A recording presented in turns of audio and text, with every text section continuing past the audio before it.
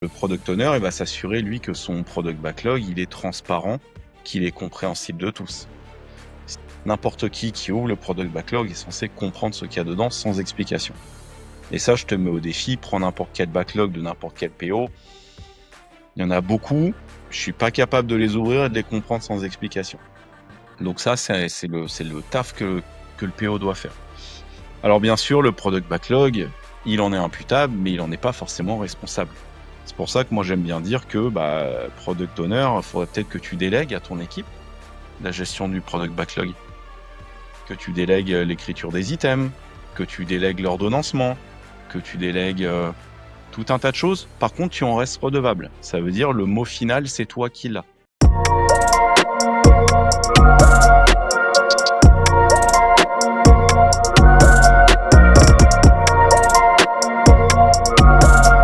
Bonjour à toutes et à tous et bienvenue dans la chaîne de Unbullshit, la chaîne qui va mettre un terme au bullshit en informatique et dans la technologie en général, pas qu'en informatique. Et aujourd'hui, c'est la deuxième partie du sujet Scrum. Et toujours avec nous, Jean-Christophe Pagès. Bonjour Jean-Christophe, comment ça va? Salut Rafik, ça va très bien, écoute. Et regarde, spécialement pour toi, j'ai mis un t-shirt que j'ai créé moi-même. J'adore quand un plan se J'adore déroule quand un plan se déroule sans accroc. Regarde. C'est génial, franchement, c'est créatif, on va dire. Donc, bah écoute, on va essayer de faire de même alors aujourd'hui dans ce nouveau podcast vidéo. Et Jean-Christophe nous fait l'honneur d'être avec nous pour cette deuxième partie, creuser les sujets qu'on n'a pas adressés dans la première partie, que vous allez découvrir le lien qui s'affiche quelque part. Je vous invite vraiment à découvrir ce sujet aujourd'hui aussi. Allez, Ouais, c'est vraie parti. barbe, fausse casquette, vraie barbe. Vous saurez tout. Vous saurez tout, exactement. Allez, C'est jingle. parti.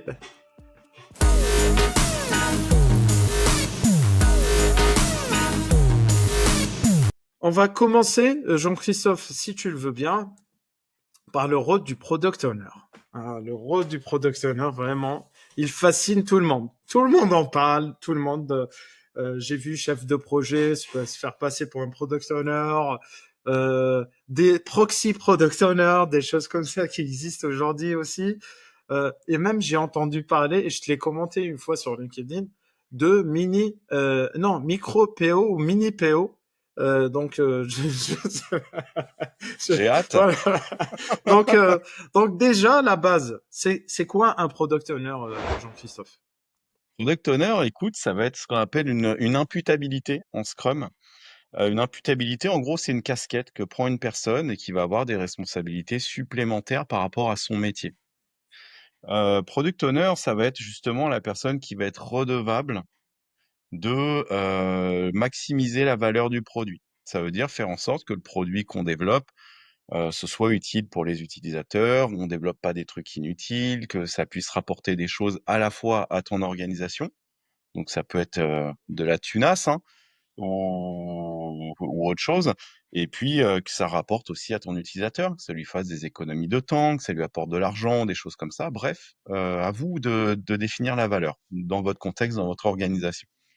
Le product owner aussi, il est en charge justement de pouvoir gérer efficacement le product backlog. Le fameux product backlog, je vois ton sourire déjà, ça en dit beaucoup. Ouais. Alors, ça veut dire quoi justement gérer le product backlog? Ça veut dire qu'il va falloir créer déjà un objectif de produit. Le product owner est redevable de créer cet objectif de produit. Objectif de produit, c'est un objectif plus ou moins long terme, on va dire 3 à 6 mois, parfois 9 mois. Ça peut être la vision du produit. En tout cas, Scrum ne parle plus de vision, il parle maintenant d'un product goal. Il parle d'un objectif de produit. Moi, j'aime bien encore avoir une vision, c'est une vision un peu long terme à 2, 3, 4 ans et un objectif produit à 3 mois, à 6 mois, et puis après on change d'objectif produit, on progresse comme ça, tu vois, ça fait des steps. Ton product owner, il va aussi être en charge de créer, de communiquer les items du product backlog. Donc faire en sorte qu'ils soient transparents, qu'ils soient compris de tous, etc., etc. Ton product backlog, il va aussi ordonnancer ton product backlog. Ton product owner va aussi ordonnancer son product backlog. L'ordonnancement et non pas la priorisation, parce que j'entends beaucoup parler de priorisation. Priorisation, c'est classer en fonction de l'importance. P0, P1, P2. Si tu demandes à tes parties prenantes, à tes utilisateurs, qu'est-ce qui est important, ils vont te dire tout est important. Donc, prioriser un product backlog, c'est non. On l'ordonnance. Ça veut dire on tient compte de l'importance, on tient compte de la valeur, on tient compte des dépendances, on tient compte du coût du délai, on tient compte de beaucoup de choses pour créer un ordre de product backlog, pas forcément par ordre d'importance. Donc, on ne le priorise pas, on l'ordonnance. Je referme la parenthèse. Et justement, le product owner, il va s'assurer, lui, que son product backlog, il est transparent, qu'il est compréhensible de tous. S'il a juste un vieux fichier Excel sur son PC, ou qu'il a un product backlog qui est accessible à tout le monde, mais que le truc, enfin n'importe qui l'ouvre et ne comprenne pas ce qu'il y a dans le product backlog n'est pas transparent. Donc on doit s'adresser quand même à tout un chacun, parler avec des mots simples. C'est pour ça que on a tendance aussi à dire, tiens, les items du product backlog, quand c'est du fonctionnel, quand c'est un besoin client, on va plutôt l'exprimer sous format user story, qui est une pratique complémentaire qui vient d'Extreme Programming, où justement ça nous permet de parler avec des mots simples, tu vois. En tant qu'utilisateur, j'ai besoin de quoi afin de satisfaire quel besoin, justement. Ça, c'est utile. Et au moins, tu rentres pas dans du langage technique. N'importe qui ouvre le product backlog est censé comprendre ce qu'il y a dedans sans explication. Et ça, je te mets au défi, prends n'importe quel backlog de n'importe quel PO. Il y en a beaucoup. Je suis pas capable de les ouvrir et de les comprendre sans explication. Donc ça, c'est le taf que le PO doit faire. Alors bien sûr, le product backlog, il en est imputable, mais il en est pas forcément responsable. C'est pour ça que moi j'aime bien dire que product owner, il faudrait peut-être que tu délègues à ton équipe la gestion du product backlog, que tu délègues l'écriture des items, que tu délègues l'ordonnancement, que tu délègues tout un tas de choses. Par contre, tu en restes redevable. Ça veut dire le mot final, c'est toi qui l'as. Si on cherche un responsable à la fin, c'est toi le responsable. D'accord? Donc l'équipe peut toucher au product backlog, mais par contre, tu en restes redevable à la fin. Très bien. C'est hyper clair, surtout la notion d'ordonnancement et de priorisation. Je crois que beaucoup de gens le confondent entre les deux. Va faire de l'ordonnancement, dans leur tête, c'est je priorise. Et c'était important aussi de le rementionner. Maintenant, si on fait le lien, parce qu'on avait prévu de parler du backlog, mais je pense qu'on peut l'adresser aussi dans le cadre du rôle de product owner, euh, le découpage en fait à l'intérieur d'un backlog. Et après, je reviendrai au PO parce qu'on a une question qui fâche derrière. Ne vous inquiétez pas. Tout ce qui est Epic et Gross US, ça c'est qui doit. C'est aussi le product owner qui doit dire voici mon Epic, voici mes US, mes user story du coup. Ou lui il crée un Epic, il laisse il leur donne les indications pour créer les US, ou c'est lui qui fait tout le travail. C'est-à-dire la Ouais, réflexion. Parce que des fois, moi, ce que je l'ai vécu, hein, et si tu as des anecdotes, enfin, des expériences à nous raconter, Jean-Christophe, n'hésite pas. Mais j'ai connu des fois où je trouvais une épique ou un épique. Je sais pas que à chaque fois il y a une bagarre, euh, carrément dans une user story. Donc, c'est qui, comment on fait déjà ça? Est-ce que c'est le rôle vraiment pur product owner aussi? alors ça c'est une très bonne question graphique au sens Scrum du terme. Il y a, comment dire, il y a zéro prescription là-dessus. Ton product backlog, on te dit que dedans, il y a des items de product backlog, des PBI. On te dit pas qu'il y a des epics, des features, des stories, des machins.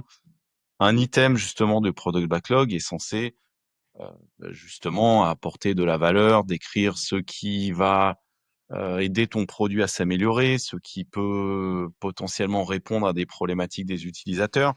Donc, dans ton product backlog, tu peux trouver euh, des items, tu peux trouver des user stories, tu peux trouver des idées, tu peux trouver des bugs, tu peux trouver de la dette technique à résoudre, tu peux trouver tout un tas de choses.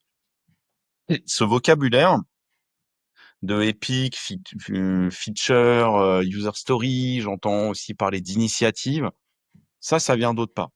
Je sais pas d'où ça vient. Peut-être que Ah, ok. notre public pourra m'aider là-dessus. Est-ce que ça vient de Safe? Est-ce que ça vient d'Extreme Programming? Est-ce que ça vient d'invention d'autre part? Je n'en sais rien. Alors, En fonction des boîtes, moi où je suis passé, tu trouves différentes choses. Il y en a qui vont dire, OK, il y a l'initiative, il y a les pics, il y a la feature, il y a la user story. Ou il y en a qui se contentent juste de feature user story. Il y en a qui vont avoir des épiques et des user story en dessous. Il y en a qui vont même découper les user story en tâches. Mais revenez aux fondamentaux. Dans un product backlog, ce sont des items, plus ou moins gros. D'accord? Après, il y a eu un vocabulaire qui a été appliqué, qui n'est pas Scrum, qui n'est pas dans Scrum, où les gens se sont dit, les très gros items, on va les appeler des épiques, des items moyens, on va les appeler des features, et les petits items, on va les appeler user story, et les très petits, on va les appeler des tâches. En fait, c'est juste des items de Ok. product backlog qui ont différentes tailles, c'est tout. Et cette taille-là, bah, elle va changer au fil du temps, au fur et à mesure qu'on va affiner notre product backlog. On va peut-être commencer avec des grandes idées, des grandes thématiques, appelez-les épiques si vous voulez, hein, des très grandes thématiques.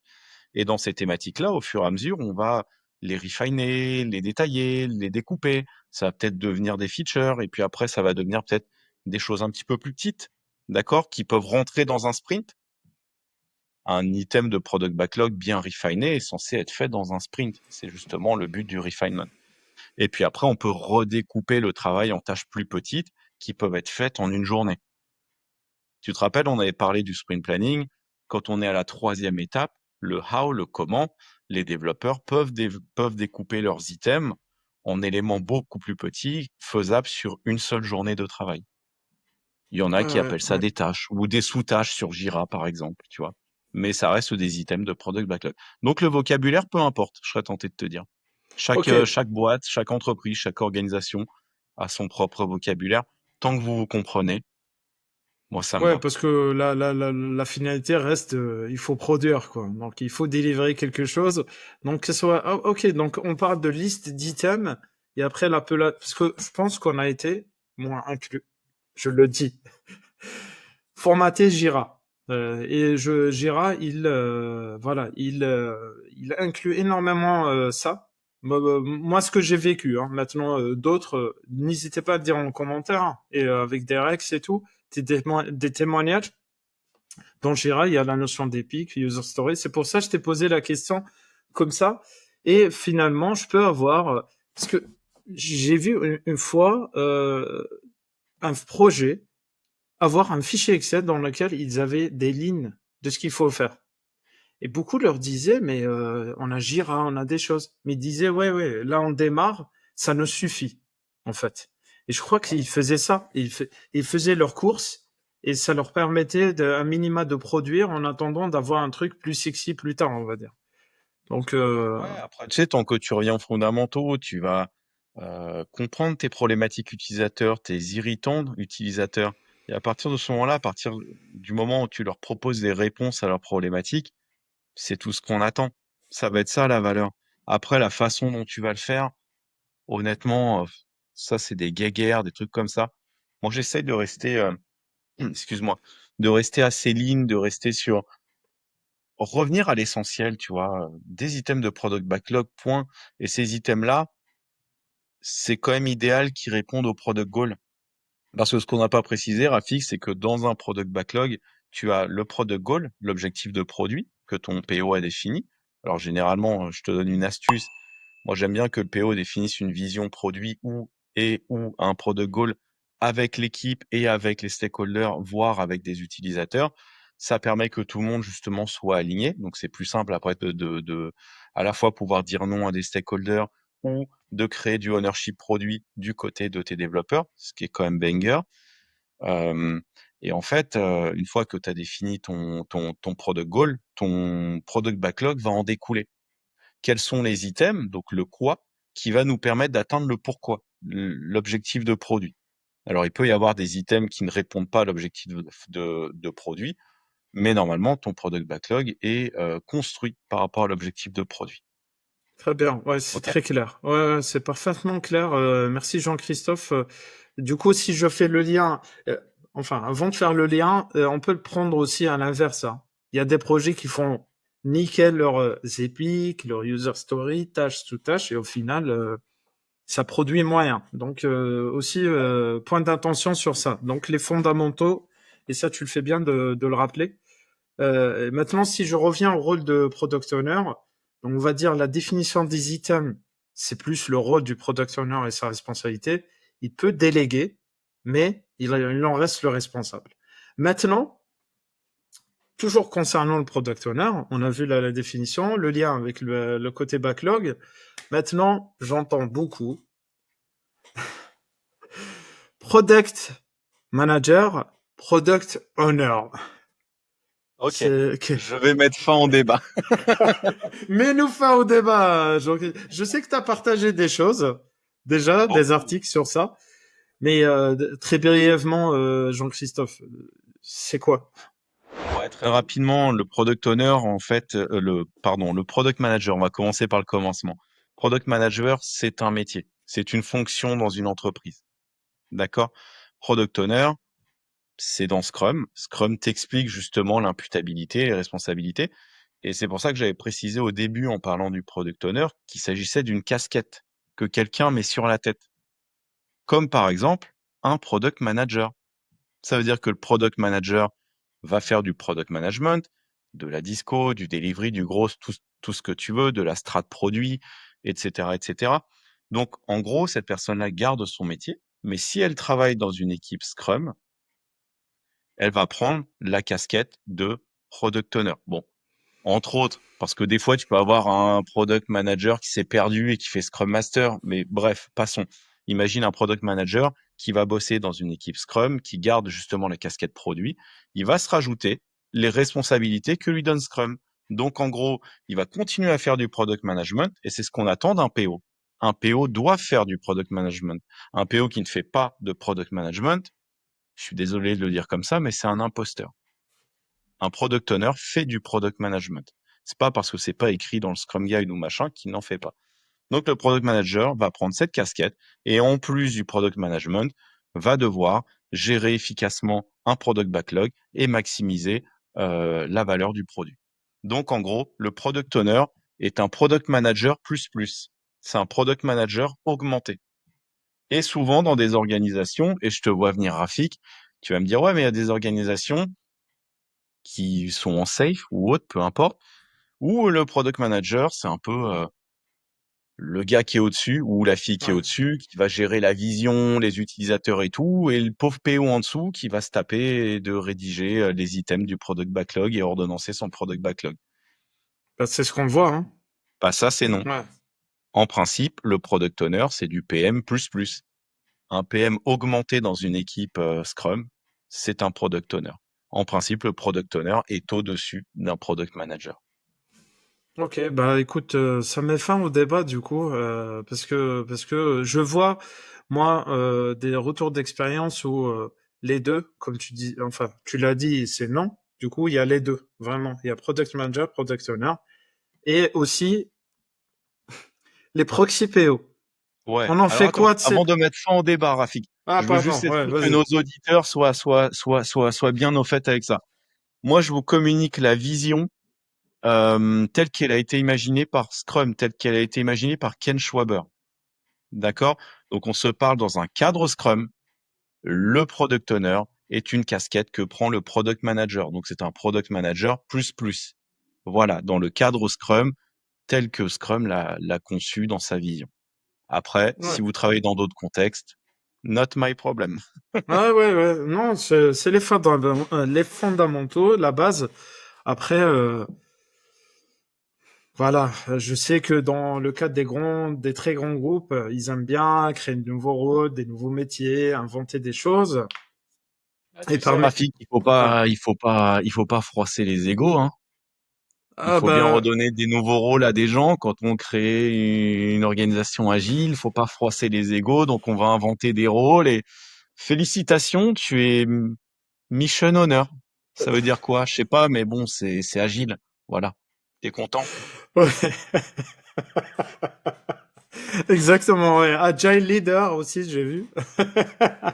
Donc, Arrête, on va se faire des ennemis. Tu vas perdre tous tes auditeurs. Stop au bullshit. Stop. franchement, moi, les ennemis, ils sont connus, hein. Donc, oui, du coup, bah, par rapport au nouveau rôle, moi, j'ai connu des proxy PO aussi. Oui. On en fait quoi de ces proxy PO, Jean-Christophe? Ok. Proxy PO, c'est moi ce que je vais appeler un comité produit. Euh, En fait, pourquoi Scrum ne te préconise pas un comité produit? Je déteste dire Scrum dit ci, Scrum dit ça. Moi, je t'explique le sens du pourquoi. Parce que le fait d'avoir un comité produit, donc plusieurs personnes qui décident, un PO, des PPO, ce que tu veux, tu les appelles mini PO si tu veux. Le problème, c'est que quand tu as plusieurs personnes qui prennent une décision, ça devient vite le bordel. Je te donne un exemple. Tu as un manager ou un stakeholder ou un utilisateur, peu importe, qui a une demande urgente, un truc où il faut vraiment prendre un arbitrage rapidement, il vient voir le premier qui vient, le PPO. Il lui dit, il y a un truc super urgent sur lequel il faudrait bosser, machin, puisque là, clairement, les utilisateurs l'attendent. Le PPO, il va dire quoi? Il va dire, bah, ok, let's go. Le PPO, il en parle au PO. Et le PO lui dit, mais fallait surtout pas dire oui et tout, ça va pas bien. Donc maintenant, comment je vais faire pour revenir en arrière et tout. Donc, on essaie justement d'avoir une seule personne qui a la responsabilité et on va avoir une seule personne qui a la responsabilité, c'est le PO. Souvent, qu'est-ce qui se passe, Rafik? C'est que, en réalité, le PO, c'est pour éviter de froisser les égos, c'est souvent un décideur qu'on va mettre PO. Le gars, il sait même pas ce que ça veut dire Scrum, il sait même pas ce que ça veut dire Product Owner, peu importe. Mais on lui file la casquette de PO parce que bah, c'est un peu le sponsor et qu'il faut pas le froisser. Et le PPO, ça va finalement être les petites mains. Désolé de le dire comme ça, mais ça va être la personne qui va réellement gérer le quotidien. Donc, quand ça se passe comme ça, moi, ce que je conseille, parmi tant d'autres, hein, il y a beaucoup de façons de s'en sortir, mais j'en donne qu'une, c'est déjà peut-être de se dire, bah, ce PO, qui est plutôt quelqu'un qui a pas trop le temps, parce que l'équipe généralement ne voit pas ce PO et verra plus le PPO, bah, ce PO peut peut-être certainement devenir une partie prenante. Ça peut être quelqu'un qui a des connaissances, qui a le sponsoring, etc., etc. Ça peut devenir une partie prenante. Et le PPO, on le fait monter PO. Donc on lui donne vraiment les rênes de la vision produit, la gestion des parties prenantes, la gestion du product backlog, le product management, etc., etc. Et la personne qui a un peu moins de temps devient un stakeholder. Qui dit stakeholder et PO dit collaboration. Donc ils vont continuer à collaborer, mais il faut que cette responsabilité, ce pouvoir de décision revienne au PO. Donc, il faut que le stakeholder, on discute avec cette personne, accepte évidemment de dire, OK, je lâche le pouvoir de décision, je fais confiance à mon PO parce qu'on travaille suffisamment ensemble, on a travaillé la vision ensemble, on a travaillé la stratégie ensemble, j'ai même participé dans l'écriture et l'ordonnancement du product backlog avec le PO. Donc, bah, je peux lui faire confiance. Donc maintenant, il prend ses décisions. Moi, en plus, ça me dégage du truc parce que votre casquette de PO, là, me demander de venir à tous vos événements, là, moi, ça me prend du temps, hein. Et puis, bon, bah, les développeurs, j'ai autre chose à faire que de parler avec eux. Bah, très bien. Tu sais Mm. quoi? Tu deviens stakeholder, tu t'en occupes plus. Ton PPO, il devient PO. Tu lui files les pouvoirs, la responsabilité. Il s'occupe de tout. Et t'inquiète, il va parler avec toi. Et toi, tu vas être invité au sprint review. Donc, t'inquiète pas, tu vas voir ce qui se passe, tu vas donner ton avis, etc., etc. Et Ah, bien très bien. souvent, ça fonctionne très bien. Ouais, parfaitement clair. Donc, on dit pas, on va pas dire que, enfin, dans la règle, il faut qu'il y ait un PO, mais s'il y a des proxy PO, il faut réfléchir à essayer de transformer, d'essayer de trouver une solution pour aller vers un PO unique. Et si les gens ne se retrouvent pas à leur place, bah, il faut faire Ouais. quelque chose. Parce que moi, ce que j'ai vécu par expérience, il n'y a pas de critique à ça, hein, c'est un constat, c'est que des designers ou des business analysts prenaient aussi la casquette proxy PO.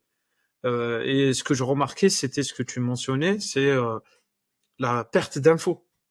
C'est que le product owner, qui est vraiment quelqu'un qui n'avait pas trop le temps d'aller dans Jira ou d'aller dans un Excel, écrire des choses dans un fichier donné, Mhm. bah, il déléguait des choses et des fois on comprend mal.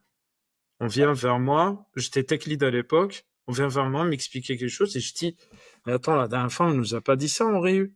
Tu es sûr? ah oui, peut-être j'ai mal compris. Et là, on repère du temps, on est reparti. Et c'est, je peux C'est ça. comprendre ça. Ouais, donc, Et bien souvent, Rafik, c'est ce pattern-là que tu verras, c'est on met un PPO. Alors, je t'ai donné le cas de effectivement une personne haut gradée à qui on fout la casquette parce que voilà, t'es responsable, machin, c'est comme ça dans l'entreprise, c'est le sommet de la pyramide qui a les responsabilités. On va essayer de redescendre d'un cran, ça veut dire toi tu deviens stakeholder, le PPO devient PO. Mais tu as le cas aussi où tu as le PO qui dit moi je suis sous l'eau, j'en ai marre, machin, machin, le produit est trop gros, etc. J'ai trop de trucs à faire, des items à écrire. Bon, alors il y a plusieurs cas. Déjà, est-ce que le périmètre du produit est clair? Souvent, quand tu commences à creuser le produit, c'est un truc tentaculaire. Tu fais, mais qu'est-ce que c'est? Est-ce que c'est vraiment un produit là que tu gères? Donc moi, j'aime bien revenir aux fondamentaux. On rebosse une vision produit, on va écouter les utilisateurs et on va essayer de redéfinir un périmètre produit. À partir du moment où tu redéfinis ton périmètre produit, tu sais ce qui fait partie du produit, tu sais ce qui ne fait pas partie du produit. Donc déjà, tu te recentres, tu te refocuses en tant que PO. D'accord? Après, justement, les bras de la pieuvre qu'on a coupée peuvent être d'autres produits. Et donc, il y aura d'autres PO sur ces produits. Il n'y a pas de souci. Et après, il y a le cas où, même en faisant ça, le PO va dire, ouais, mais j'ai encore pas mal de taf. Bah, j'ai pas dit tout à l'heure qu'on pouvait déléguer la gestion du product backlog. Justement, délègue-la à l'équipe. Ça sert à rien d'avoir business analyst, designer à qui on fout une casquette de PPO. Tous les gens qui travaillent dans l'équipe et qui ne sont pas product owners et qui ne sont pas scrum masters sont des développeurs.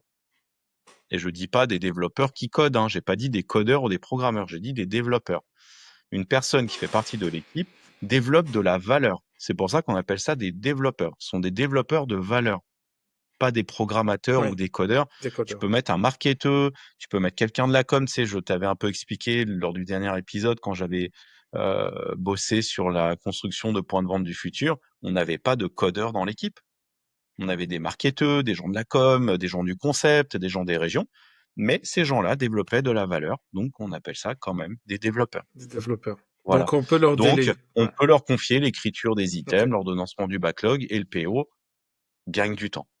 Et c'est Ouais. pour ça que c'est important de faire monter l'équipe en ownership, ce qu'on disait tout à l'heure, les inclure dans les ateliers, dans les prises de décision produits, dans la discovery, dans la création de la vision. Plus ils vont être euh, justement intégrés dès ces phases-là, plus ils vont être intéressés par le produit et plus ils auront des facilités à gérer le product backlog.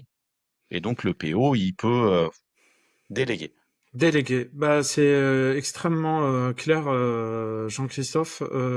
Dans la simplification, en fait, tout est simple, en fait, hein. On se prend juste, je crois qu'on se prend juste la tête. Quand je dis on, C'est ce que je me tue à dire sur voilà, LinkedIn tous c'est les jours, ouais, mon ouais, pauvre Rafik. ouais, C'est plus ouais, ouais, simple que ouais. ça, en fait. C'est très simple, en fait. Il faut pas trop réfléchir à complexifier une structure. Maintenant, Jean-Christophe, par rapport au product owner et la partie, alors, on est dans une chaîne qui simplifie l'informatique et la technologie pour tous.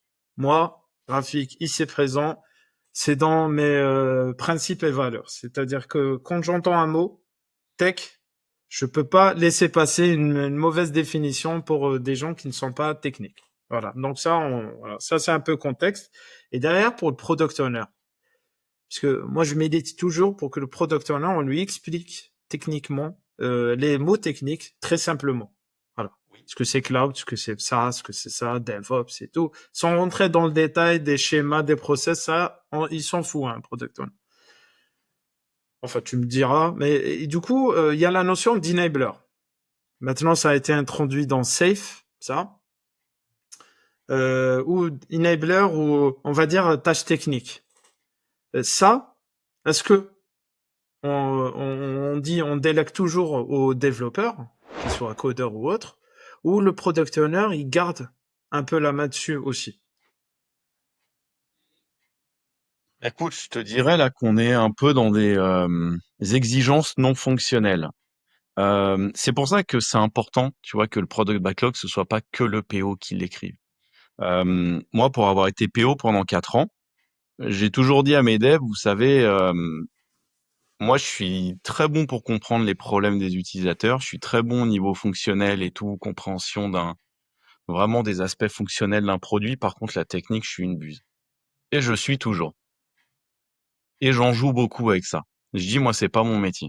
D'accord? Oui. Vous êtes des experts là-dessus, je vous fais entièrement confiance. Donc, il y a des trucs, effectivement, tout ce qui est exigence non fonctionnelle, les enablers, la dette technique, tous ces trucs-là, expliquez-les-moi comme à un enfant de 5 ans. En plus, c'est bien, ça vous oblige aussi à faire preuve de réflexion parce que moi, après, j'ai besoin d'en parler aux parties prenantes.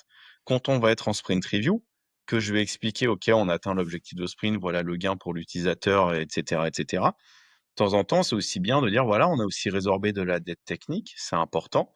Et je suis capable, en tant que product owner, d'expliquer avec des mots simples, comme à un enfant de 5 ans, comme on me l'a expliqué. Et les stakeholders comprennent.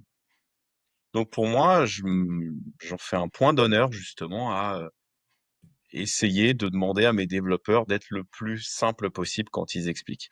Après, quand il s'agit de rentrer des choses dans le product backlog, il n'y a pas de souci, les gars, rentrez-le. Vous êtes briefés, je vous ai dit effectivement la dette technique, c'est important de la rendre transparente. S'il y a des enablers, s'il y a des exigences non fonctionnelles, on en parle. On les rentre dans le product backlog. On peut aussi les rentrer dans la definition of done. C'est des choses qui concernent la sécurité, c'est des choses qui concernent la performance, c'est du non fonctionnel, mais c'est des choses justement qui peuvent rentrer dans la definition of done aussi. Donc expliquez-le moi avec des mots simples, et puis on va voir où on le met, il n'y a pas de souci. Après, je vous fais confiance, hein, mettez-le dans le product backlog, expliquez-le moi, et moi je saurai l'expliquer aux parties prenantes. Oui, donc ça c'est très bien dans le sens où aussi il faut que côté informatique, on va dire, il faut acquérir cette maturité de simplification. Aujourd'hui, voilà, donc moi je milite pour ça, je milite au sein des projets dans lesquels je suis pour voilà, pousser les gens à aller simplifier. Ouais. Parce que généralement on dit, ouais, j'ai une mise à jour de la stack Java, et du coup, je dis, ouais, va l'expliquer au product owner, t'inquiète pas, il ou elle va pas te manger. Non, mais Bien ça sûr. l'intéresse pas, machin. Mais si, tu vas impacter sa capa, tu vas impacter son board, tu vas impacter son backlog. Je pense, vas-y, n'aie pas peur. Et du coup, ils sont contents au final. Oui, et Et surtout, ça, explique-le-moi. Dis-moi quel gain j'ai, moi, en tant que PO, de le mettre dans oui. mon product backlog. Mm. Je comprends qu'il va falloir faire une mise à jour, une montée de version, un truc comme ça. Explique-le-moi. Alors, j'avais peut-être tendance, moi, en tant que PO, à être vachement ouvert, justement, à mes développeurs. Il y a des PO qui sont assez hermétiques et genre, ah, de la technique. Berk, non, non, non, non, non, non, moi, je mets pas de technique dans mon backlog. Mais, mec, s'il y a des montées de version, des trucs à faire, qu'on le fait pas, ça crée de la dead tech, mais c'est ton produit à un moment qui va s'écrouler. On va être beaucoup plus lent à créer de la valeur. Ton produit, bah, il peut péter en prod. Enfin, à un moment, par contre, moi, je demandais à mes développeurs, expliquez-moi le gain derrière. Si on le fait, c'est quoi le gain? Si on le fait pas, c'est quoi le risque? Tout simplement. Vous me répondez juste à ces deux questions. Et c'est Oui, clair, je net, prends, j'ai ouais. compris, on l'intègre et il n'y a pas de souci. Ouais. Et c'est pour ça que je disais, tu vois, si on priorise un backlog, qu'est-ce qui est le plus important? De la fonctionnalité, de la fonctionnalité, de la fonctionnalité, répondre aux problématiques des clients. Et finalement, tout ce qui est bah, résorber de la dette technique, faire des montées de version, des trucs comme ça, bah, les parties prenantes, les utilisateurs, le PO, ils vont dire c'est pas important. Donc on le met tout en bas du product backlog. C'est pour ça qu'à un moment, on ne priorise pas en ordonnance, parce qu'on va dire à un moment, le coût de délai, c'est un peu chaud, en termes de dépendance, c'est chaud, le risque, c'est chaud, donc on va peut-être remonter la montée de version assez haut, tu vois. C'est pas aussi important que telle feature, mais on sait que sur le long terme, vaut mieux quand même la passer avant. Ouais, complètement d'accord et clair. Maintenant, Jean-Christophe, sur la partie veille, parce que des fois, l'équipe de développement, que ce soit design, dev et autres, là on a appris, hein, attention, euh, on a envie de faire la veille. Et de la veille parce qu'on voit des nouveaux concepts, des nouvelles choses. Bien sûr, pas de hype, s'il vous plaît. On ne parle pas de j'ai vu un truc, je veux l'appliquer. Je l'ai vu. 2 mois après, je me dis ah peut-être c'est pas le bon moment pour le pousser. Ça ramène pas de valeur tout de suite. Ça peut nous faire quelque chose dans 6 mois. Comment on traite ce type de choses? Euh, moi, j'ai un truc que je propose de mettre en place à mes équipes. C'est justement un temps dédié à faire de l'innovation. J'essaie de faire en sorte, à la fin d'un sprint, tu vois, de le dernier jour. Genre, nous, tu vois, le sprint s'arrête le vendredi soir, toutes les 2 semaines. On va dire que le jeudi après-midi, on le consacre à faire de l'innovation. Donc, on a des petits sujets innovation, on touche à de l'intelligence artificielle. On peut profiter de ce créneau pour se faire des formations entre nous. Tiens, il y a machin qui peut nous former sur Vue 3, il y a machin qui va nous former sur la communication non violente, etc. On peut faire tout un tas de choses pendant justement ce créneau qui est bloqué pour l'équipe. Et souvent, il y a des sujets qui ressortent où on se dit, voilà, on a pu aller un petit peu plus loin pendant nos phases d'innovation, pendant nos créneaux innovation. On a été un petit peu plus loin, il y a quelque chose qui fonctionne. On a fait un POC, ça fonctionne. Et bah, notre PO, des fois, il nous dit, bah, c'est cool, on va l'intégrer au product backlog. Ou alors, on peut en parler aux parties prenantes. Tiens, on en parle à la review, là, qui est demain. On leur en parle, on leur dit voilà, tiens, en fait, on a fait un petit peu d'idéation, on a trouvé telle et telle idée, on pense que ça pourra apporter de la valeur et on voudrait le développer, sachant qu'on a déjà fait pas mal d'étapes en phase d'idéation.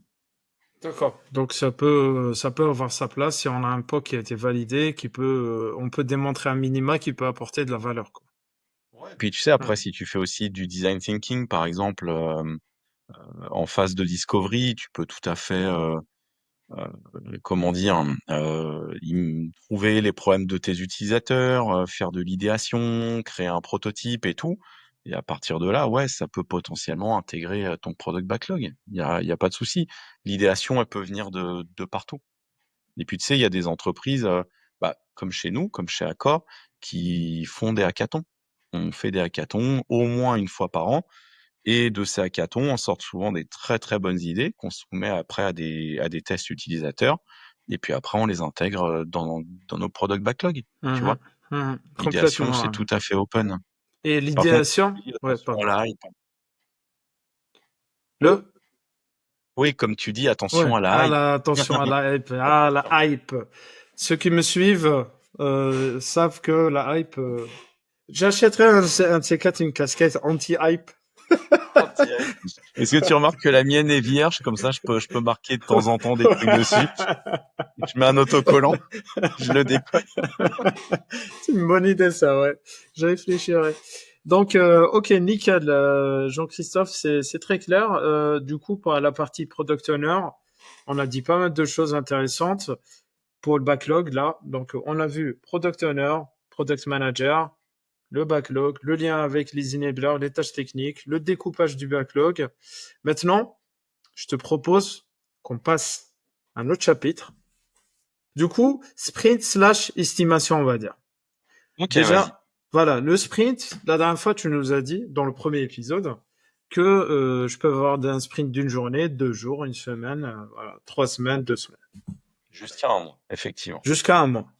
Voilà, c'est important de le préciser. Maintenant, comment le fixer, la durée d'un sprint?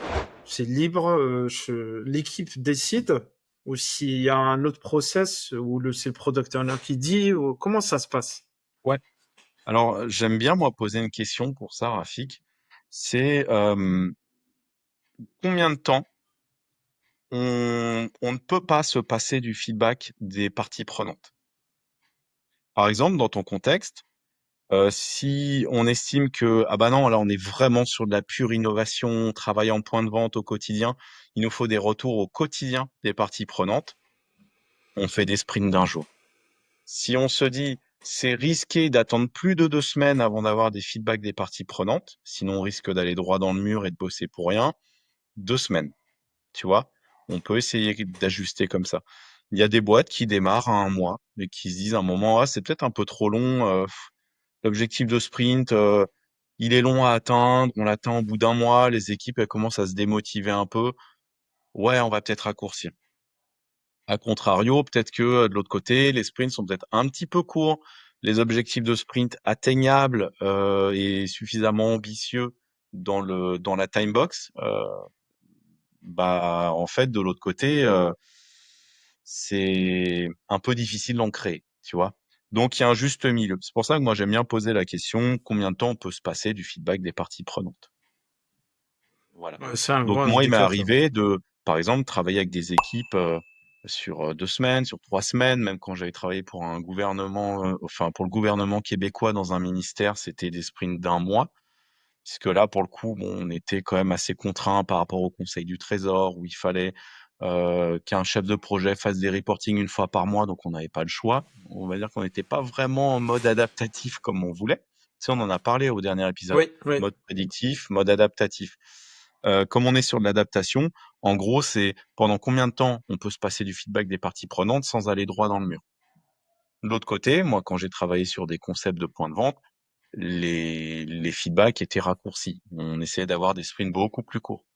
Et des fois, quand tu es carrément sur le terrain, comme j'expliquais, tu es sur le terrain, tu développes des trucs vraiment sur le terrain, dans le point de vente, tu peux faire des sprints d'une journée, tranquillement, ou une semaine, tu vois. Après, tu peux adapter. Tu peux dire, bah, OK, on a des sprints de 2 semaines, mais là, on va mettre un coup de bourre sur un, je sais pas, sur une borne d'encaissement en point de vente dans un mois. Bah, dans un mois, on décide que pendant 2 semaines, on passe à des sprints d'une journée. Et au bout des 2 semaines, hop, on revient à des sprints un petit peu plus, je vais pas utiliser le mot standard, mais des sprints un petit peu plus longs. D'accord? On n'a pas besoin d'avoir des retours de feedback tous les jours. Alors effectivement, la constance est beaucoup mieux. Il vaut mieux avoir des durées de sprint qui sont à peu près constantes. Donc, si on décide de faire des sprints de 2 semaines, essayons de les garder dans la durée. Ça évite de bouleverser les équipes. Et puis, on évite un sprint une fois sur deux, une semaine, 3 semaines, une semaine, 3 semaines. Parce que là, ça devient le bordel, ça complexifie. T'as une sprint review qui tombe le vendredi au bout d'une semaine. Après, ça tombe dans 3 semaines. Bref, ça complexifie la chose. Ça devient le bordel. On a déjà assez de difficultés à résoudre des problèmes dans un environnement complexe. On n'a pas envie de se rajouter de la complexité en plus. C'est pour ça que Scrum est très simple, tu vois. Ouais, ouais, Voilà. complètement, ouais. Ouais, non, c'est clair. Donc ça, la question, c'est limpide, hein. À quel moment on peut avoir du feedback régulier? Et ça, c'est, moi, tu vois, je crois que ça ouvre énormément de pistes derrière pour fixer la durée du sprint derrière. Maintenant, en plein sprint, Jean-Christophe, euh, la dernière fois, on a parlé, ça adapté, on ne va pas y revenir. Voilà, vous découvrez tout sur dans le premier épisode, mais on n'a pas parlé des anomalies, des bugs, du test aussi. On va commencer par le test. Est-ce que c'est vrai que je dois tester tout ce qui est développé en plein sprint? C'est-à-dire, je prends par exemple 5 items dans un sprint.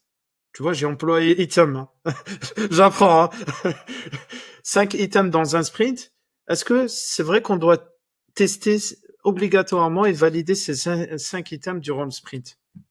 Oui, alors, pour expliquer les choses très simplement, l'imputabilité principale d'une Scrum Team, c'est de créer un incrément de valeur utile, utilisable à chaque sprint. Donc en gros, il faut qu'à chaque sprint, on ait du travail done. Pourquoi? Pour pouvoir inspecter, pour pouvoir adapter. Parce que si tu arrives avec des choses qui sont pas terminées en sprint review, c'est pas done, c'est pas fini, c'est pas dans un état transparent où les parties prenantes peuvent inspecter justement l'incrément, inspecter le travail, les résultats et justement donner des feedbacks pour ajuster. Donc, on met un point d'honneur à ce que chaque sprint, on présente du travail done, on termine du travail done. En gros, si je reprends l'ancien Scrum Guide, celui de 2017, et j'aimais beaucoup ce qu'il disait, il faut que l'incrément soit potentially releasable, donc potentiellement publiable.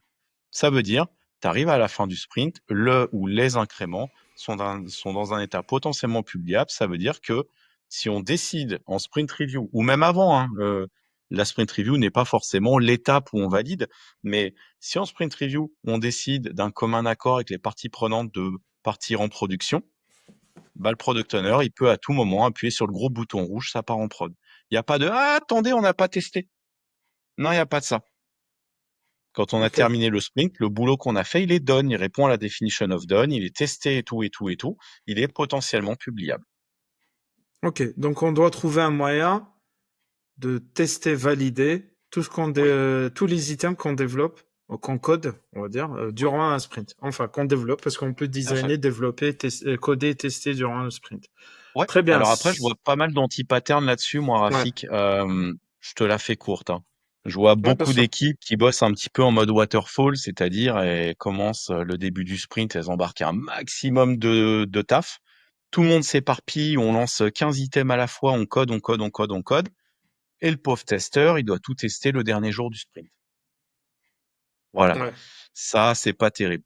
Moi, ce que je mets en place dans mes équipes, c'est justement des techniques de gestion active du flux. C'est-à-dire, exemple, on limite le whip, on fait attention à l'âge des items, on termine ce qu'on commence, etc., etc. Ce qui fait que le flux est un petit peu plus continu. Les items passent plus rapidement du début à la fin, ce qui fait que ton testeur, il a à manger tout le long. Et ça évite qu'il se mange les 15 items le dernier jour à transpirer, à se dire j'ai pas pu tester, les retours de test, on n'a pas le temps de les traiter, c'est une catastrophe. Donc au fur et à mesure justement que l'équipe développe, moi je leur dis non, c'est pas trop de travail en même temps, on limite notre travail en cours, on limite notre whip. Il y a des tickets là qui sont dans la code review qui attendent, on va pas les laisser crever, il va falloir peut-être qu'on fasse de la code review aujourd'hui. On lance pas de dev tant qu'on n'a pas fait la code review, etc., etc. Et ton dev et ton testeur est alimenté en permanence. Ce qui fait qu'il crève beaucoup moins et normalement, bah, tout est déjà testé d'ici la fin du sprint. Oui, et même moi, par expérience, j'ai connu des cas où, alors il faut pas que tu me tapes, Jean-Christophe, euh, il y a, on développe, et après, on teste sprint prochain. J'ai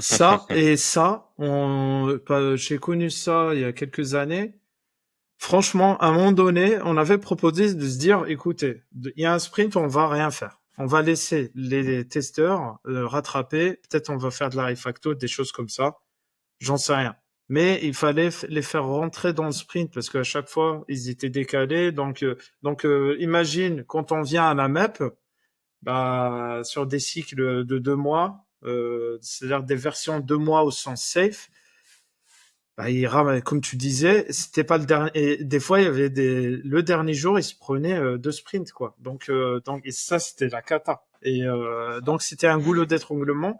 Mais après, plus on ralentissait, on va dire, et c'est ça l'équilibre. Moi, ce que je conseillerais par expérience, c'est mettez pas de très bons développeurs et des testeurs moyens.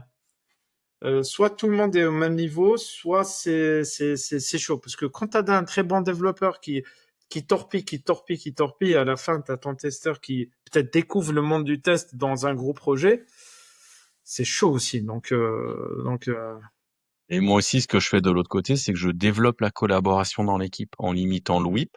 Ça permet de se dire, oups, la colonne test, elle est encombrée. Donc, ceux qui sont en code review, bah, ils sont faits, mais on peut pas encore les tirer en test puisque le testeur a pas la capa. On a atteint la limite de whip. Donc, comme la colonne code review, elle est pleine, bah, on peut pas tirer des tickets dev à code review. C'est pas possible puisque la colonne code review est pleine. On fait quoi? Comment on lève l'obstacle? Bah, on va peut-être aller tester aussi.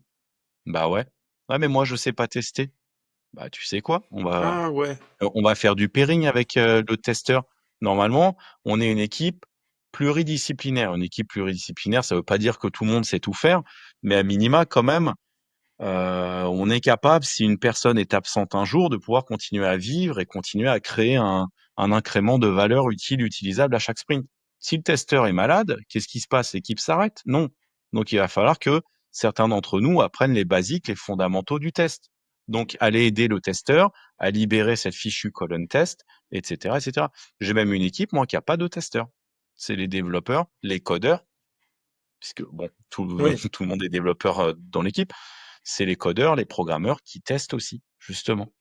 Ah ça Tu vois? ouais, c'est très bonne astuce ça. Tu vois, moi j'y avais jamais pensé à dire enfin aux codeurs allez tester. Et ils peuvent le faire sans voilà du pairing avec du pairing parce que voilà, moi je veux pas, je souhaite pas aussi réduire le métier de testeur qui est un métier à part aussi qui est Bien sûr. voilà un métier qui s'inscrit aussi dans une carrière professionnelle. Ok, très bien, bah ça c'était bien. Et pour finir sur la partie sprint, les anomalies, les bugs. Moi, entre ceux qui disent il faut les estimer pour les inclure, non, créer le ticket, machin, le développeur, non, j'ai 3 items dans le sprint, j'aurai pas le temps de traiter les anneaux, on fait quoi, Jean-Christophe, dans ce cas? Comment on traite ces anomalies? Un bug, par contre, qui arrive. C'est ça ta question, c'est comment ça se passe Oui, quand un comment bug ça se arrive en plein passe? sprint. Ok. Euh, Déjà, ce qui est intéressant, c'est effectivement, j'ai des équipes, moi par exemple, qui gèrent des bugs qui tombent à partir d'un service now, tu sais que le support client peut compléter. Donc des fois, du jour au lendemain, tu as une anneau de prod qui tombe, qui est remontée par un ticket service now. Comment on traite ça? Nous, dans l'équipe, on a un rôle tournant qui est en charge de surveiller les services now tous les jours, de voir s'il y a des anomalies qui tombent, des bugs qui tombent, et de les adresser. Premièrement, les qualifier. Alors, c'est peut-être pas un bon pattern, on peut peut-être le faire en équipe, mais au moins ce rôle tournant, ça permet de garder un certain focus dans l'équipe. Ça évite de mettre tout le monde sur le pont, attention panique, parce que des fois il y a des bugs qui n'en sont pas, des fois ça tombe dans notre équipe alors que c'est pas pour nous, c'est un peu le bordel.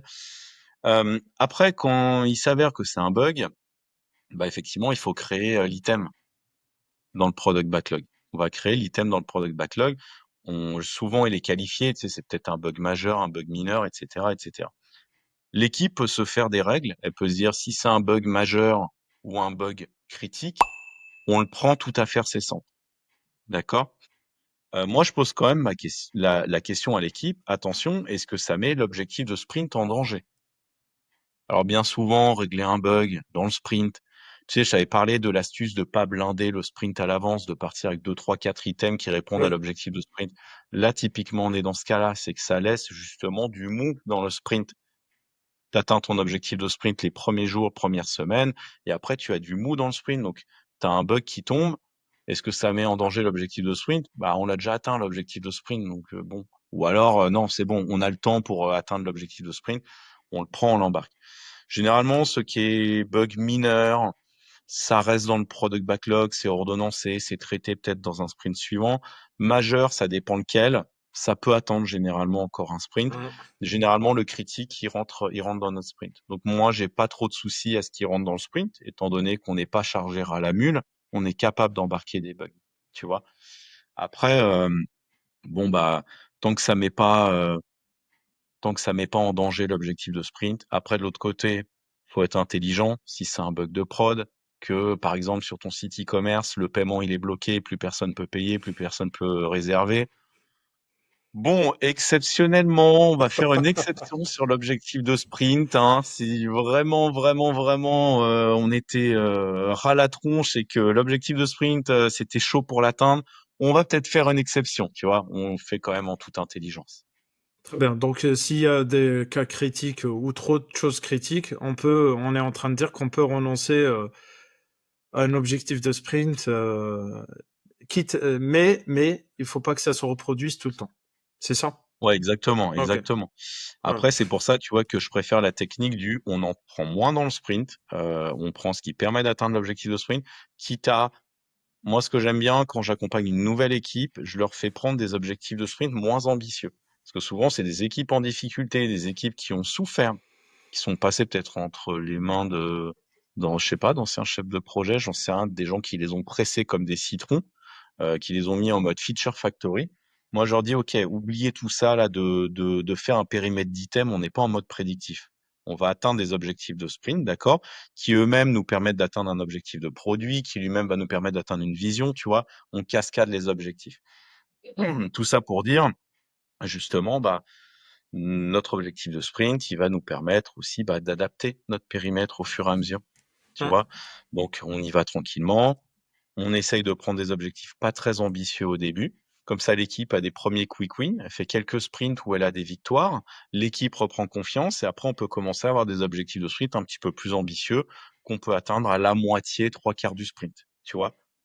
Ouais, ouais, c'est Et comme ça, parfaitement on a clair. toujours un petit Ouais. peu, un petit peu de boost puisque, alors déjà, rares sont les équipes qui ont des objectifs de sprint. Je suis désolé de vous dire que vous ne faites pas du scrum si vous n'avez pas d'objectif de sprint. Vous êtes en train de faire du prédictif.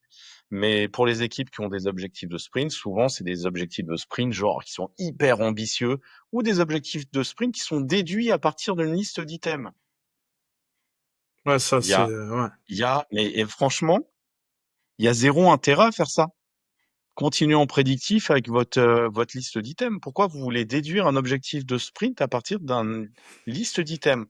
Partez d'un objectif de sprint, comme je vous l'ai expliqué dans l'ancien épisode, dans le premier épisode.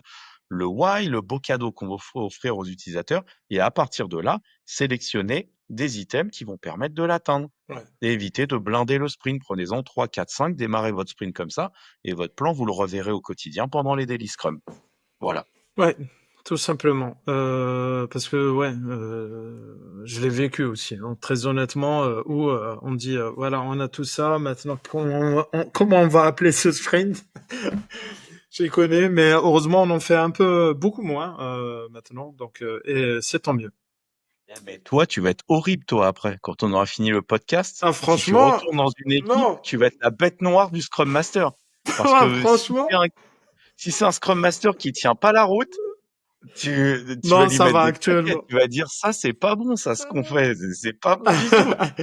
Non, très honnêtement, en ce moment, c'est nickel. Donc, je parle vraiment du passé un peu plus lointain où on découvrait, où j'ai découvert. Hein. Donc, je vais passer pour cobaye. C'est moi la cobaye, le cobaye aujourd'hui de Allez. Jean-Christophe. Voilà. Donc, très bien. Merci Jean-Christophe pour la session du jour. C'était très riche. On a parcouru énormément de choses, du backlog, le product owner et le sprint. Maintenant, il nous reste d'autres items à voir dans le prochain épisode, à savoir le rôle du Scrum Master. Voilà, on va finir par le meilleur rôle qui peut exister dans Scrum, parce que Scrum Master et les estimations aussi, qui est un sujet assez voilà, c'est sensible, on fait n'importe quoi. Pour moi, on fait n'importe quoi. J'ai commencé à militer pour le no estimate. Tu nous diras ce que tu en penseras. Tu nous dis rien, Jean-Christophe. On va laisser la surprise pour le prochain épisode. Merci beaucoup d'avoir suivi le podcast vidéo du jour. Merci Jean-Christophe d'être toujours là pour la chaîne, pour la communauté. Et je te dis aussi au prochain épisode. Peut-être un mot de la fin, Jean-Christophe, pour aujourd'hui? Ouais, merci Rafik. Voilà. C'est top. J'adore revenir aux fondamentaux, moi, tu sais, des fois, ça Ouais, fait du bien ça fait de du bien. revenir vraiment à ce Ouais, qui compte vraiment, tu vois. ouais. Donc, Non, c'est c'est top. complètement Vivement le l'objectif. troisième. Vivement le troisième. Et pour finir, comme d'habitude, pour finir, que la fin du bullshit en informatique commence. À bientôt. Salut!